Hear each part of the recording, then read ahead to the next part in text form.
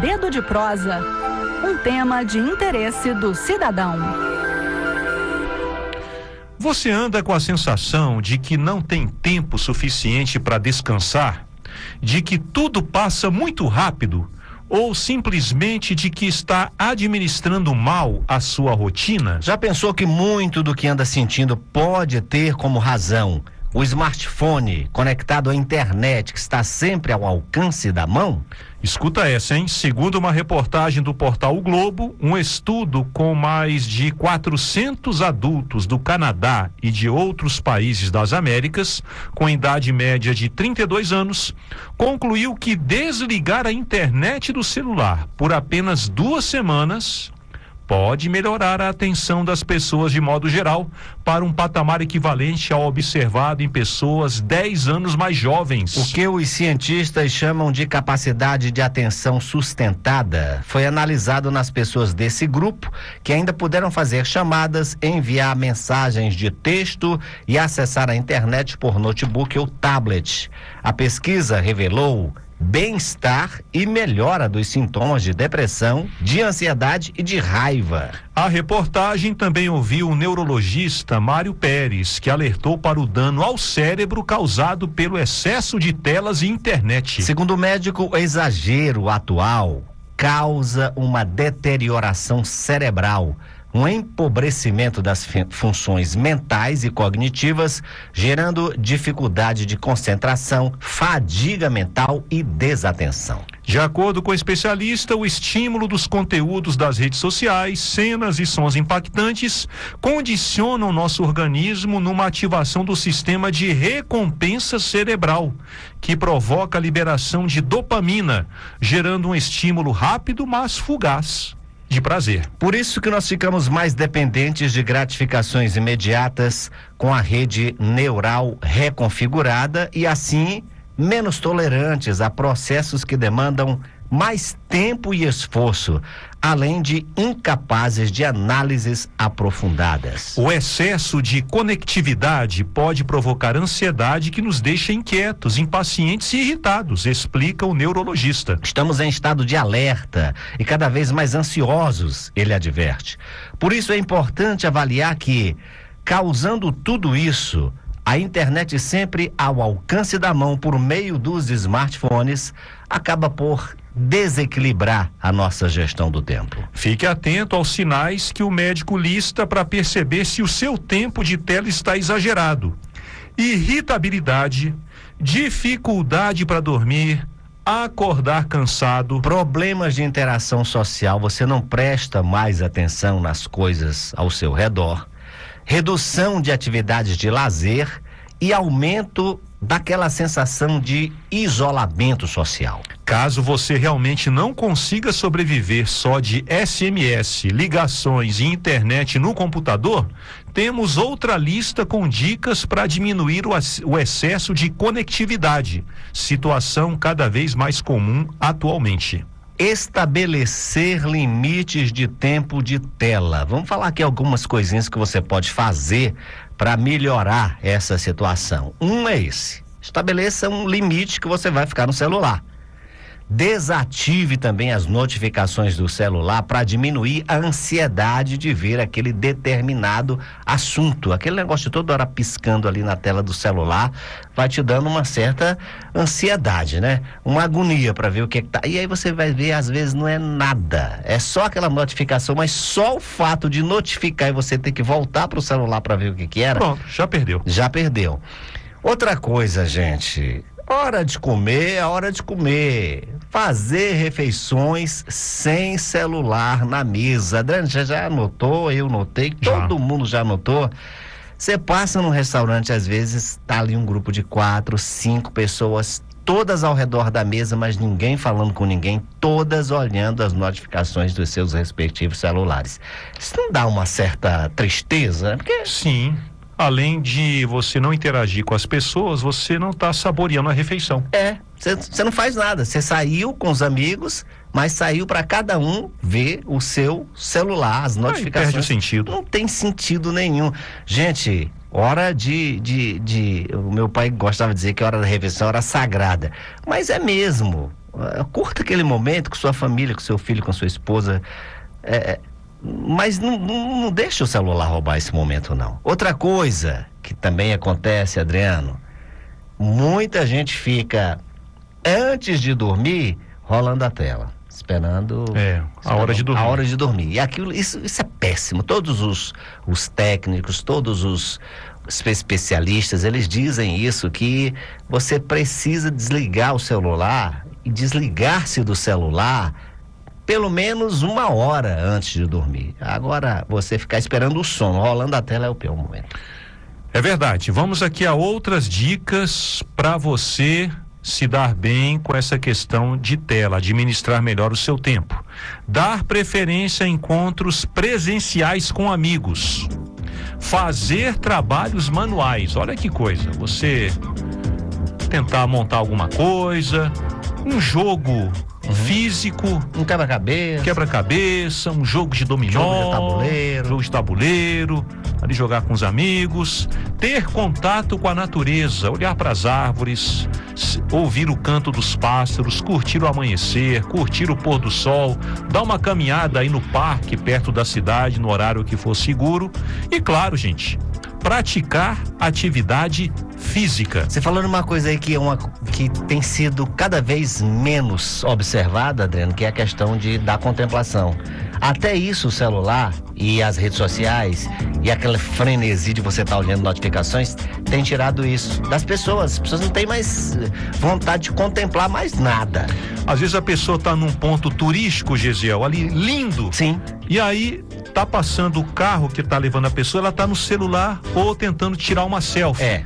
E aí perdeu aquele momento. Exatamente. Eu sempre lembro do Sérgio Vieira, saudoso Sérgio Vieira, repórter aqui da Rádio Senado, que deixou a gente recentemente. Uma vez ele fez uma viagem para a Rússia e de trem passou pelo lago Baikal. Ele disse que foi a cena mais maravilhosa que ele viu na vida. Foram vários dias à margem do lago Baikal. Falou: cadê a foto, Sérgio? Cadê a foto? Eu não tive tempo para tirar foto. Eu estava contemplando o lago Baikal. Se eu deixasse de olhar para aquela cena, eu ia perder muita coisa. Verdade. E estava certinho, Sérgio, porque isso tem se perdido mesmo. Essa questão da contemplação, ela tem se perdido porque a gente simplesmente acha que está perdendo tempo. E contemplar não é perder tempo. É apreciar o momento. Olha, pense nisso. O smartphone, que em tese serviria para organizar sua rotina com aplicativos, com agenda e tudo mais, é importante. Mas isso pode, na verdade, estar levando a sua vida a entrar em pane. Por isso, que tal pensar numa espécie de detox digital? Já estou fazendo. Experimente deixar o smartphone mais de lado, ou melhor, longe de você, começando por períodos significativos durante o dia, depois por dias, semanas ou até meses. Meses, eu ainda não estou conseguindo não, Adriano, mas já estou num detox digital que já faz aí pelo menos uns 10 dias. Pretendo levar pelo menos aí mais uns 10. E aí, mas minha ideia é ir fazendo esse detox, principalmente em redes sociais, que hoje tá mais atrapalhando do que ajudando a vida. Bom, não vamos ser tão dramáticos, passar meses sem celular. A gente sabe que a gente precisa, né? Pode ser impossível. Difícil sim, mas impossível não. Afinal, não faz muito tempo as pessoas passavam muito bem sem o smartphone. Lembra aí de 30 anos atrás, ou até menos, o celular não existia e a gente vivia e era tranquilo. Sobreviveu. O que devemos preservar não é nossa relação com o smartphone, mas sim com o mundo real, com as pessoas em nossa volta, com a vida. É verdade. Essa reflexão serve exatamente para isso, pra gente... Olha, será que não tá demais? Né? Será que não tá demais? É verdade, então vamos pensar nisso. Pé de Meia. Seu dinheiro no mundo dos investimentos.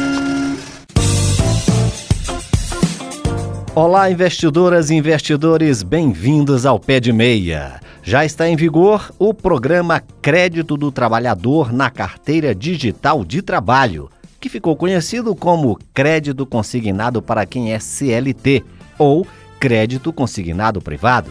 A ideia é beneficiar cerca de 47 milhões de trabalhadores formais, incluindo domésticos, do setor rural e vinculados a microempreendedores individuais, que até agora não tinham acesso ao consignado. Esses trabalhadores poderão usar o saldo do FGTS como garantia para baratear o custo do empréstimo. Mas o que é o crédito consignado privado? O empréstimo consignado é uma modalidade em que as parcelas são descontadas diretamente da folha de pagamento do trabalhador. Os servidores públicos já conhecem bem essa modalidade, porque até agora ela estava acessível de forma direta somente para servidores públicos e aposentados do INSS. Para que o trabalhador do setor privado tivesse direito ao consignado, a sua empresa precisava firmar um convênio com o banco e tinha toda uma burocracia associada a isso. Com a nova regra, essa exigência deixa de existir e o produto poderá ser oferecido aos consumidores por todas as instituições financeiras que aderirem ao programa. Simplificou, mas como funciona? Para quem pega o consignado, as parcelas não poderão comprometer mais do que 35% do salário bruto, incluindo comissões, abonos e demais benefícios. E depois de contratar, o trabalhador poderá acompanhar mês a mês as atualizações do pagamento. Como essa dívida fica vinculada ao e-social, caso mude de emprego, as parcelas podem ser descontadas do salário na nova empresa. E se o trabalhador ficar desempregado, já que ele não tem a estabilidade que tem o servidor público? Simples. Parte do FGTS e da multa rescisória serão empenhados pela instituição financeira para quitar o empréstimo. Se o valor for insuficiente, o pagamento das parcelas é interrompido e retomado quando o trabalhador conseguir outro emprego. Durante o período em que o trabalhador ficar desempregado, obviamente ele não paga o empréstimo, que será retomado com as parcelas corrigidas assim que ele voltar ao mercado de trabalho. Se preferir, o trabalhador poderá negociar outra forma de pagamento com o seu banco. E para contratar, como faz? O primeiro passo é entrar no site ou aplicativo da carteira de trabalho digital e autorizar o compartilhamento dos dados do e-social. O sistema permite o compartilhamento automático de informações básicas, como nome, CPF, tempo de empresa e também a margem consignável. Pode ter certeza de que depois disso, você vai começar a receber ofertas de consignado CLT dos mais diferentes bancos. A dica é comparar os preços e prazos de pagamento e escolher a alternativa mais vantajosa para você. Dentre os bancos que já estão aceitando a contratação por meio da carteira de trabalho digital, a Caixa já começou, mas a expectativa é que até o fim desse mês de abril, as principais instituições financeiras devam oferecer o consignado privado diretamente pelos sites ou aplicativos oficiais. E quais as vantagens e os riscos do consignado CLT? Bem, a possibilidade de acesso a crédito com juros mais baixos pode ser vantajosa para quem deseja quitar dívidas mais caras, investir em um pequeno negócio, realizar melhorias na casa ou até completar a entrada para comprar a casa própria. Mas lembre-se que para isso é preciso se organizar para evitar dificuldades financeiras futuras. Por isso, antes de contratar o CLT privado, é importante você se perguntar: eu realmente preciso desse crédito agora ou eu posso esperar? Será que a parcela cabe no meu orçamento sem comprometer outras despesas? E eu vou conseguir arcar com esse compromisso caso ocorra um imprevisto? É importantíssimo lembrar que no consignado CLT não há possibilidade de adiar ou suspender a parcela. Ela vai ser descontada diretamente na folha de pagamento. Por isso, é essencial manter uma reserva de emergência que pode ser uma alternativa para evitar o endividamento em momentos difíceis. O consignado CLT também pode ser uma alternativa de trocar uma dívida cara por outra mais barata com juros menores. Será possível fazer a portabilidade de empréstimo entre instituições também, ou seja, transferir o seu contrato para uma instituição que ofereça condições mais vantajosas, mas essa portabilidade só será possível a partir do começo de junho. Então, faço ou não faço o consignado privado? Se for para organizar suas finanças e se comprometer em arrumar a sua vida financeira, contratar um consignado privado pode ser uma boa. Se for só para acrescentar mais uma dívida à sua lista, Esqueça. Dívidas de longo prazo requerem uma decisão bem amadurecida e essa é uma delas. Até o próximo programa. Por hoje é só. Esse foi o nosso Pé de Meia de hoje, com produção e locução de Gesiel Carvalho e trabalhos técnicos de Pedro Henrique Vasconcelos. Lembrando que você pode ouvir de novo esse programa na página da Rádio Senado na internet ou no seu agregador de podcasts preferido. Esse programa também é reprisado toda segunda-feira ao meio-dia aqui na Rádio Senado. Pé de Meia, o seu programa de finanças pessoais da Rádio Senado. Entrevista. Lançado no final de 2023, o programa Celular Seguro promete reduzir os prejuízos e os aborrecimentos, de quem tem o smartphone roubado ou furtado. Mais de 2.400.000 usuários já estão cadastrados na ferramenta que permite o bloqueio mais rápido do celular. E o Celular Seguro teve uma atualização importante, minha gente, na última sexta-feira. O serviço começou a disparar mensagens via WhatsApp para milhares de smartphones irregulares que foram habilitados em novas linhas. Na mensagem, o usuário recebe o alerta de que precisa devolver o aparelho na delegacia mais próxima. E se ele receber a mensagem e não fizer a devolução? Bom, ele pode responder um processo por furto, roubo, receptação ou associação criminosa. Mas nós vamos conversar sobre esse assunto com quem entende. O advogado Sérgio Tanuri, especialista em direito do consumidor, está sempre aqui com a gente para tirar as nossas dúvidas sobre relações consumeristas, doutor Sérgio? Bom dia. Bom dia, Gesiel. Um prazer novamente estar falando aqui na Rádio Senado.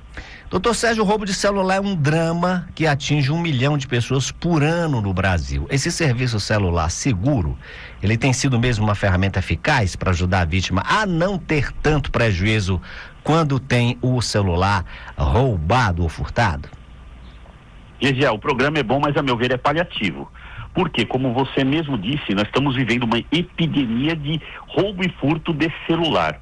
E segundo uma recente pesquisa, 1 a cada 10 brasileiros já teve o celular roubado ou furtado. Isso mesmo, 1 a cada 10 brasileiros.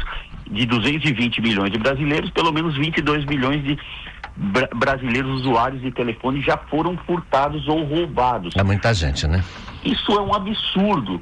Lembrando a diferença entre furto e roubo, um furto a pessoa pegou sem o uso de violência, O roubo já tem, é o que mais está acontecendo nas grandes metrópoles, que é aquela questão, o pessoal chega às vezes de moto, a mão armada, com uso de violência, tomando o celular mediante violência. Isso é um absurdo que está acontecendo. O Brasil está vivendo aí uma epidemia de roubo de celular que atinge geralmente o pessoal, atinge todas as camadas, para falar a verdade, mas atinge principalmente o pessoal mais carente, aquele que às vezes está voltando do seu trabalho no ponto de ônibus e que aí fica sem o celular, mas fica lá com as parcelas para pagar ainda, Isso que é um absurdo. Agora, doutor Sérgio, infelizmente tem demanda para esse tanto de roubo e furto de celular, porque é aquela coisa, tem gente que compra esses celulares roubados, encomenda esses celulares. Eu vi uma matéria dia desses que tem até uma tabela de valores por marcas e modelos de celulares. É um absurdo essa questão aí também da receptação. E a minha pergunta é: qual é a efetividade do alerta para os celulares em situação irregular? Porque me parece que agora, com essa última atualização, o programa Celular Seguro quer bater nessa questão aí, principalmente da receptação, desses celulares roubados. Sim, veja, o programa em si, ele, apesar de não ir no fundo da questão, ele é válido porque vai mandar aviso para o WhatsApp ou SMS para orientar o portador do celular a devolver numa delegacia. Ou seja, o objetivo, na verdade, é atingir quem comprou um celular usado e não sabia que o celular estava com restrição por ter sido objeto de furto ou roubo.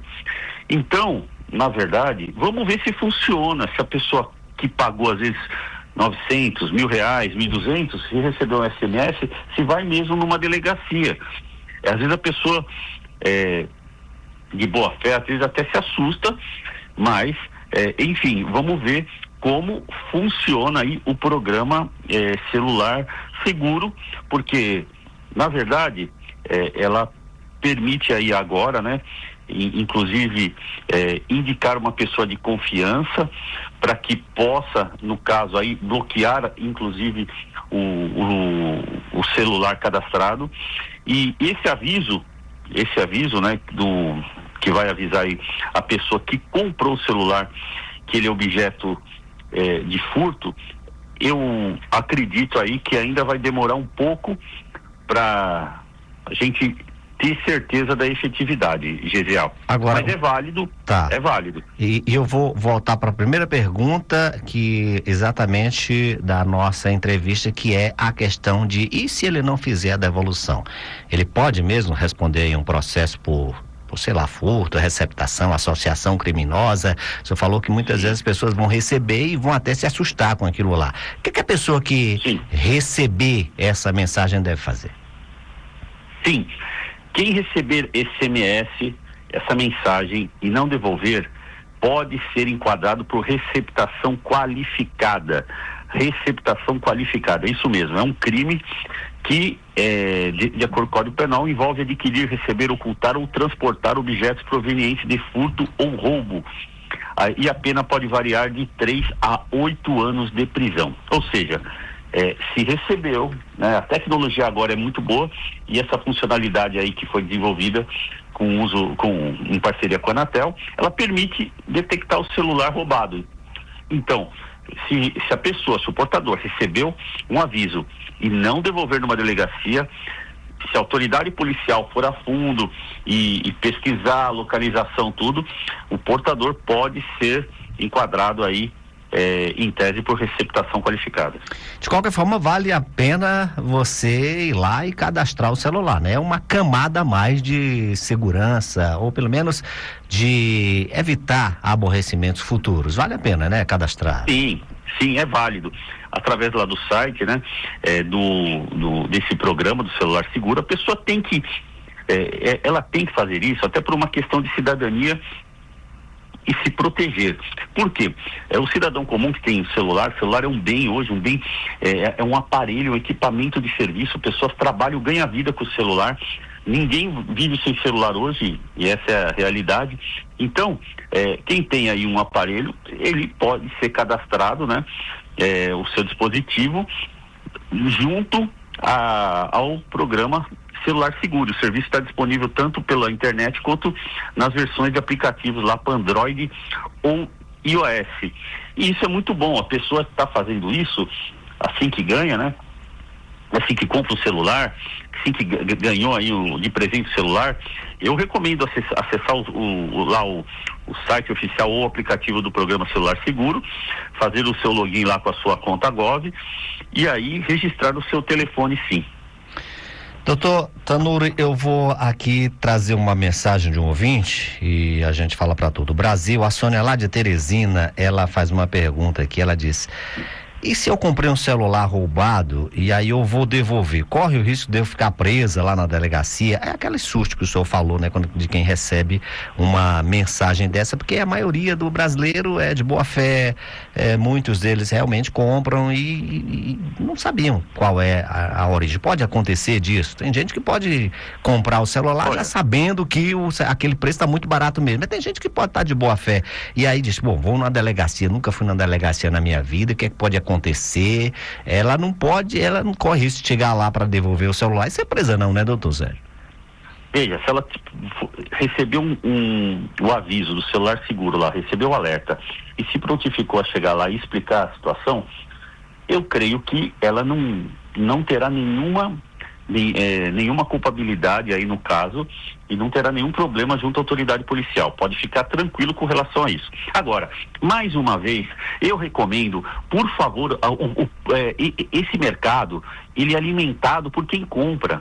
Então, veja, a questão não é apenas ter o programa Celular Seguro, as autoridades policiais também ir para cima das quadrilhas, mas também quem alimenta isso. Quem que alimenta? É quem compra. Verdade. A gente sabe, você mesmo disse, em qualquer lugar aí, estão vendendo aí no mercado paralelo aquelas marcas famosas de smartphones por preço, sabe, baratinho. Vocês acham que quem compra, eu gostaria de perguntar, vocês acham que chegou como aquilo lá? Às vezes até às custas da vida de uma pessoa. Então, não compre celular, sabe, de revender, de celular usado sem procedência. Se você pode comprar numa situação de pessoa física para física, um primo está vendendo um celular porque comprou um modelo melhor. Você conhece a procedência, né? Aí você conhece a procedência. Agora, comprar em mercado paralelo, veja, não dá, sabe, para desconfiar quem compra também, em banquinhas clandestinas, em mercados populares. Verdade. E a questão, Gesiel, é o seguinte também: o governo federal ele tem que ampliar as penas para o crime de receptação qualificada. Isso a gente sabe que já tem projeto em andamento que está parado lá, mas tem que ir para cima, aumentar as penas de quem recebe, das quadrilhas que comete o crime do furto ou roubo, e também de quem faz a receptação. Tem que mudar o Código Penal e o Código de Processo Penal, porque não adianta também a polícia prender e aí chega a autoridade policial, manda para audiência de custódia e o juiz libera no mesmo dia. Não fica um dia preso quem rouba o celular no Brasil. Isso não pode acontecer. O Brasil está cansado de ver aí o cidadão de bem sendo vítima de quadrilhas dos mesmos assaltantes que são postos pela justiça. A polícia prende e a justiça solta. Isso daí tem que mudar. Ok, doutor Sérgio Tanuri, mais uma vez, muito obrigado pela sua participação aqui no Conexão Senado, aqui na Rádio Senado, trazendo esclarecimentos importantes a respeito da atualização do programa Celular Seguro. Bom dia e até uma próxima oportunidade, doutor Tanuri. Bom dia, Gisiel. Faço votos de um excelente dia para todos os ouvintes da Rádio Senado. Agenda do Senado. Vamos lá então com a agenda do Senado para hoje. Daqui a pouco, às 9 horas da manhã, horário de Brasília, tem audiência pública conjunta das comissões de serviços de infraestrutura e de desenvolvimento regional e turismo. Os senadores vão debater com o ministro de Portos e Aeroportos, Silvio Costa Filho, o plano de trabalho do Ministério para os próximos 2 anos. Também às 9 horas, a Comissão de Meio Ambiente vota o projeto que aumenta as penas dos crimes que punem o garimpo ilegal.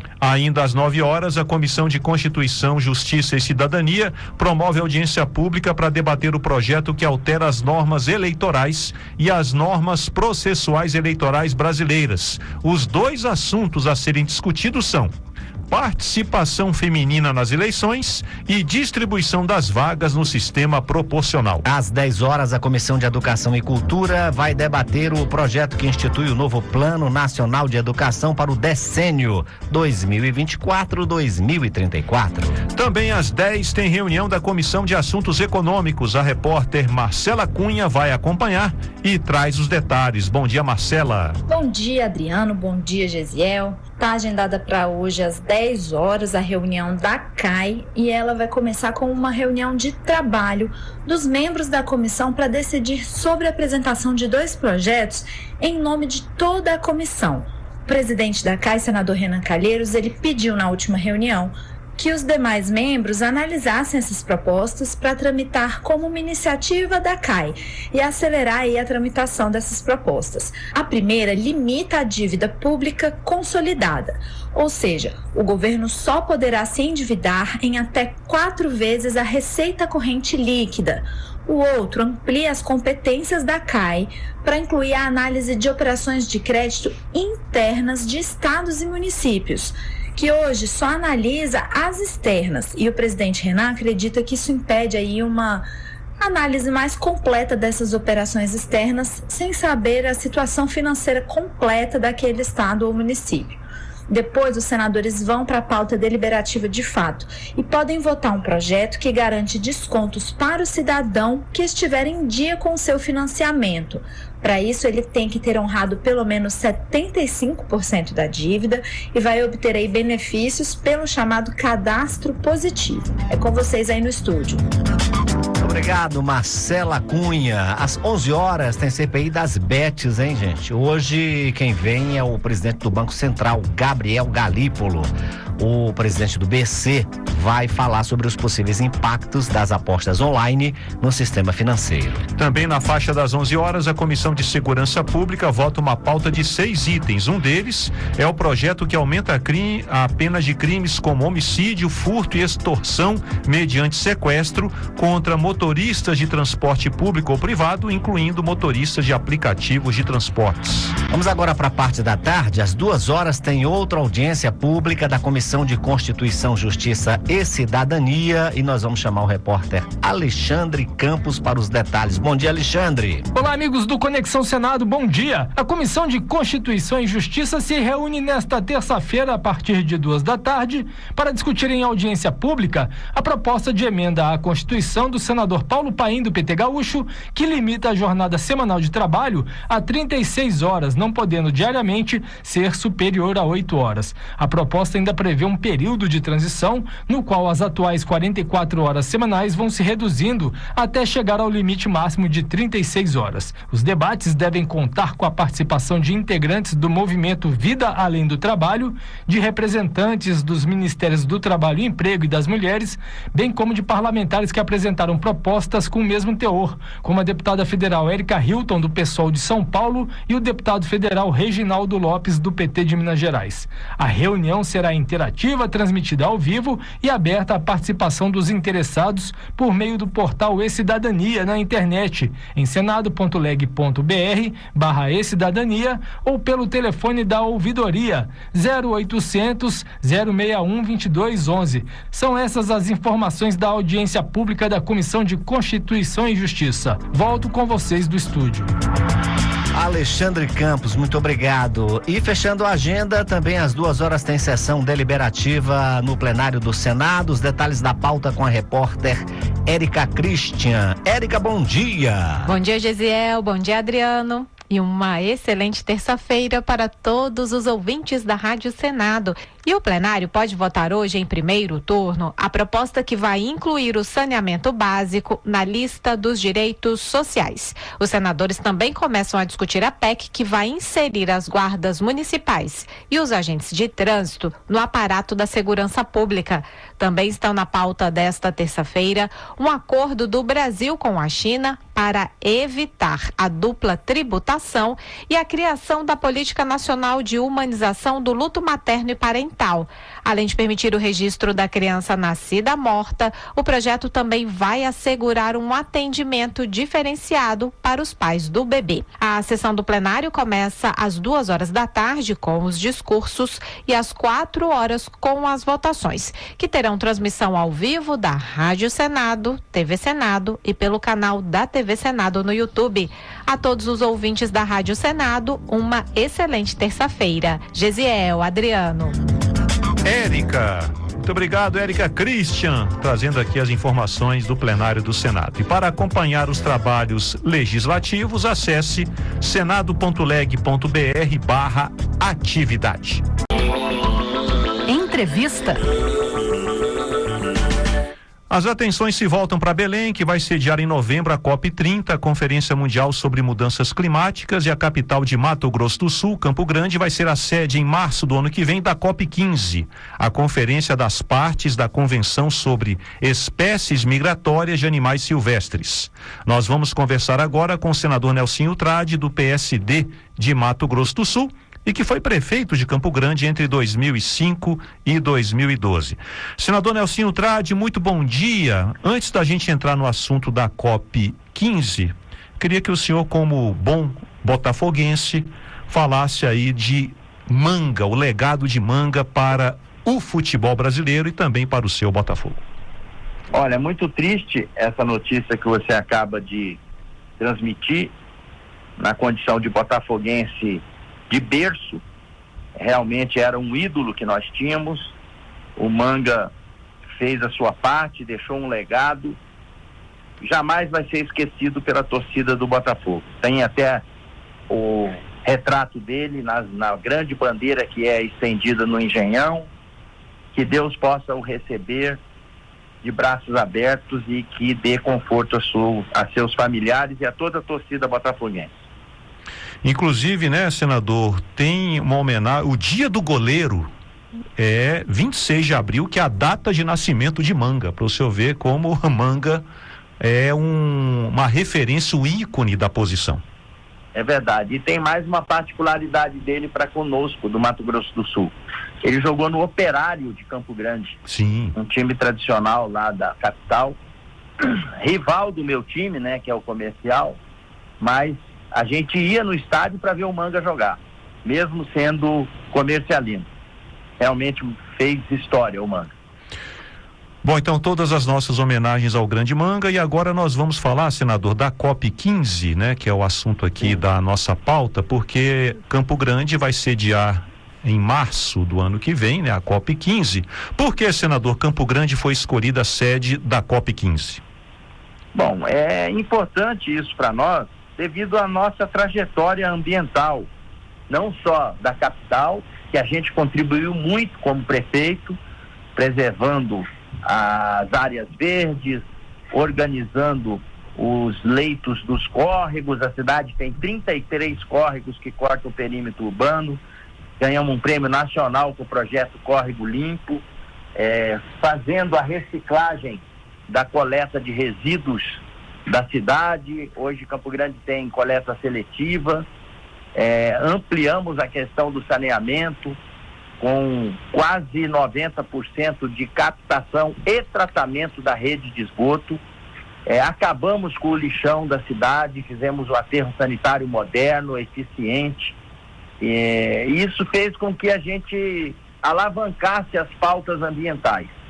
E com isso, agregado ao governo do estado, na pessoa do governador Riedel, que tem também pautado as suas ações de governo, muitas delas voltadas à preservação do meio ambiente, do Pantanal, dos nossos peixes, dos nossos rios.